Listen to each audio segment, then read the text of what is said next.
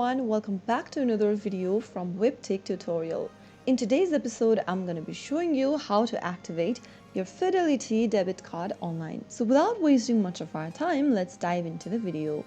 The first thing to do is to open a web browser of your choice. Soon after you open up a URL box, type in fidelitybank.com and make sure that you end up in the official website. Once you are done, click on the login button at the top right and select your online banking account from the list. Now, enter your login ID in the text box and then enter your password on the next. After you are done with entering your credentials, click on login. Make sure to enter your login ID and your password correct.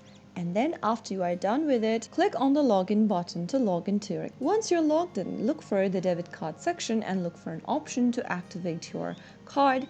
Follow through the instructions provided to complete your activation. And that is how you should be able to activate your Fidelity Bank debit card online. If you found the video to be helpful, go ahead and give us a thumbs up.